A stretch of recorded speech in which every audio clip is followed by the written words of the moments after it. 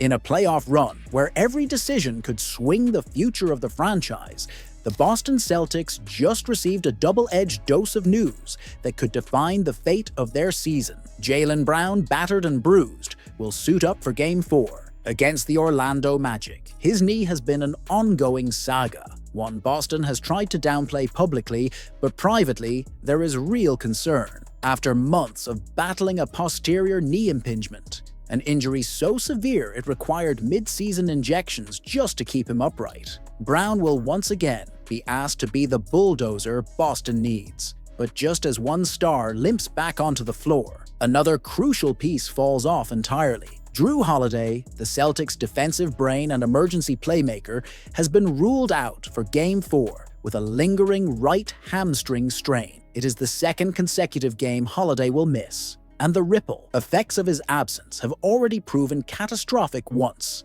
Need a reminder? Look back at Game 3, where the Celtics coughed up 19 turnovers, melted down under Orlando's relentless pressure, and lost their offensive structure like a ship without a captain. Holiday's absence exposed something the Celtics don't want to admit. For all of Boston's firepower, they are terrifyingly fragile without the calm and command that Jrue brings. The storyline isn't just Brown is back, it's this: Boston is gambling everything on a physically compromised star, while their most reliable stabilizer sits in street clothes. And the danger lurking beneath the surface, nobody wants to say it, but let's be honest, Jaylen Brown at 70% is not a solution. It's a ticking time bomb. Brown's return is being celebrated like a victory, but the truth is brutal. A knee impingement is not a pain tolerance issue. It is a mobility issue. Explosiveness, lateral movement, even confidence attacking the rim,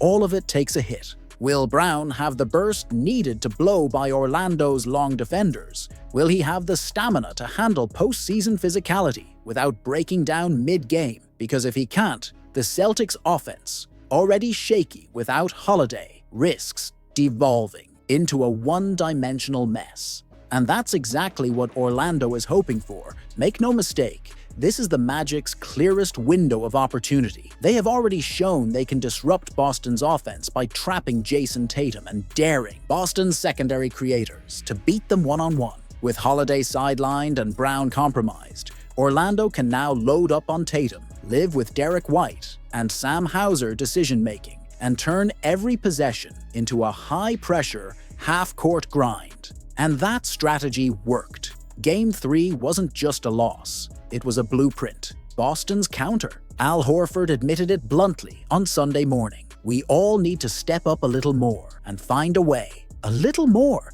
Is that really enough? This isn't just about heart. This is chess. Boston's entire offensive system was predicated on optionality. A rotating triangle of Tatum, Brown, and Holiday. Remove Holiday and hobble Brown, and suddenly Tatum is on an island, hunted relentlessly by Orlando's defenders. And do not be fooled by the injury news on Orlando's side. Jalen Suggs and Mo Wagner are out, but they were never the engines of this playoff run. The Magic still have the length, physicality, and strategic discipline to turn Game 4 into an ugly, low-scoring war of attrition. Exactly the kind of game Boston is least comfortable playing without their full deck. So here's the real uncomfortable question. Is Joe Mazzulla ready to adjust? Or is Boston walking into a Game 4 trap they will not escape? If Boston loses tonight, the series flips. Suddenly, it becomes a best-of-3 with Orlando believing they can break the Celtics physically and mentally. Suddenly,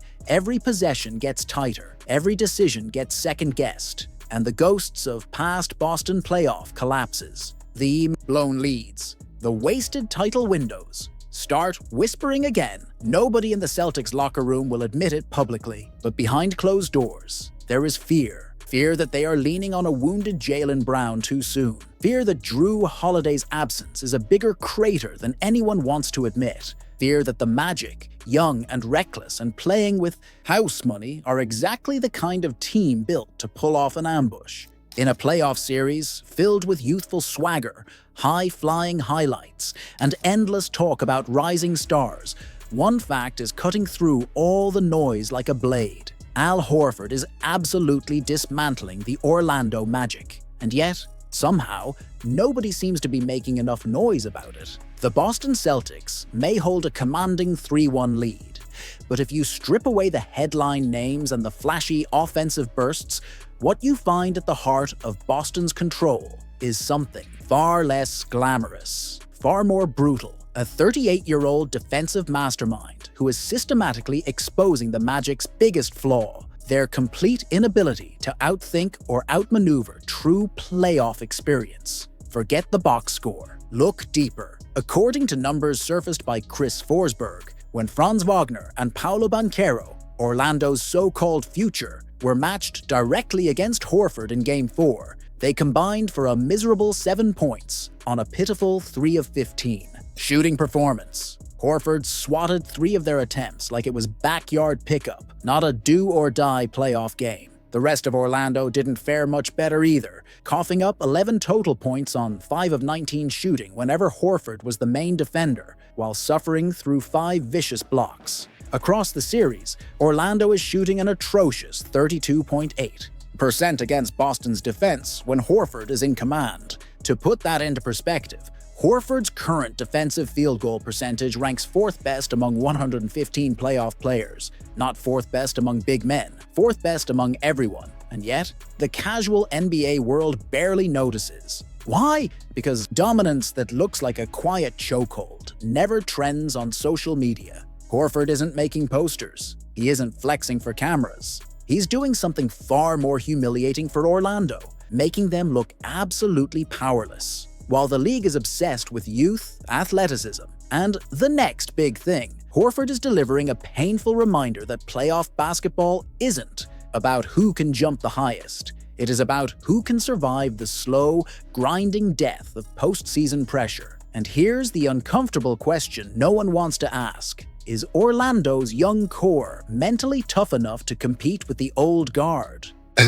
Or have they already been exposed? Paolo Banchero, for all his star potential, looked lost when Horford baited him into settling for bad jumpers. Franz Wagner's usually smooth drives were cut off before they even began. The Magic's offense, so dynamic in regular season bursts, now looks frantic and helpless under the weight of Horford's silent warfare. Even more telling, Horford is doing this while producing modest traditional stats. He's averaging just 6.5 points, 7 rebounds, and 2 blocks per game this postseason. Pedestrian numbers to the uninformed eye. But in reality, every one of those rebounds and blocks is a body blow to Orlando's momentum. Every stop he manufactures is a message to younger players. You're not ready for this level yet.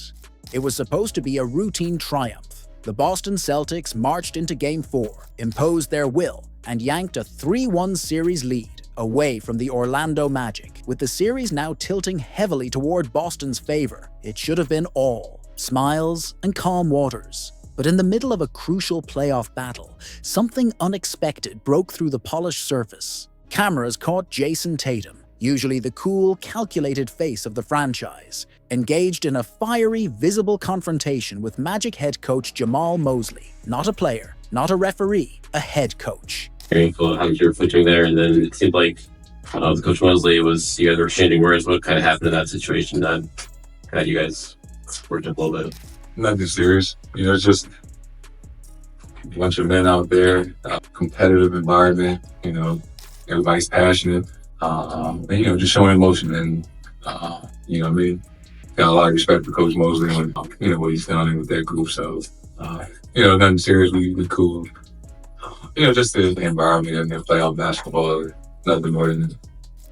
And suddenly, the conversation shifted. From dominant win to has Tatum finally snapped under pressure? After the final buzzer, Tatum tried to play it down, offering a carefully packaged explanation. Nothing serious. It's just a bunch of men out there in a competitive environment. Everybody's passionate, just showing emotion. I got a lot of respect for Coach Mosley and what he's done with that group. But was that the full story? Or just a PR-polished version meant to diffuse what could easily become a growing narrative? The truth is, sideline confrontations between players and opposing coaches are exceedingly rare in the NBA. Even in the intensity of playoff basketball, lines of professionalism are usually respected. Tatum stepping into Mosley's space wasn't just an emotional outburst. It signaled a deeper, more unsettling truth. The Celtics are feeling the weight of expectations, far heavier than anyone around the team wants to admit. Boston is not just playing to advance. They are fighting the ghosts of playoff failures past, the burden of a historic franchise desperate for back-to-back championships, and the suffocating reality that anything less than a title will be considered an outright failure. In that context, Tatum's uncharacteristic flare-up looks less like a random moment and more like a crack in the armor. And think about the target, Jamahl Mosley, a coach who has fought tooth and nail to drag Orlando out of mediocrity and into relevance. A man who embodies the nothing-to-lose spirit. Tatum's confrontation wasn't against a powerhouse like Eric Spoelstra or Mike Budenholzer. It was against the symbol of Orlando's hunger and resilience. Was it a strategic move to rattle the underdog? Or an unforced error revealing Boston's nerves? There's an uncomfortable question lingering. Did Tatum show a lack of respect for the game itself? By confronting an opposing coach, even if tensions were high, Tatum momentarily blurred the sacred player-coach boundary that the league relies on to maintain order. Imagine if roles were reversed. If Paolo Banchero had started jawing at Joe Mazzulla, the NBA world would be in flames with accusations of immaturity and disrespect. Yet here, the Celtics' golden boy gets a free pass? Maybe it is time to ask, is Jayson Tatum becoming too comfortable being untouchable? After all, Tatum has spent the last 2 years elevating his status. Finals MVP, multiple All-NBA selections, a new contract that shattered salary records. But success has a dangerous side effect. It breeds entitlement, if not kept in check. Was this sideline clash just competitive fire, or a symptom of a superstar beginning to feel above the rules? And the most chilling possibility, if Tatum is already this rattled in the first round, what happens when Boston faces real heavyweight pressure later on? Because Orlando, for all its grit and heart, is not a championship-caliber team yet. What will happen when the Celtics clash with the battle-hardened Heat, or a cold-blooded Bucks squad? Will these emotional flare-ups snowball into full-on implosions? At the worst possible moment, the Celtics' path to a title was supposed to be paved with calm dominance. Instead, this confrontation hints at inner turbulence that no one in Boston is ready to confront openly. Not yet.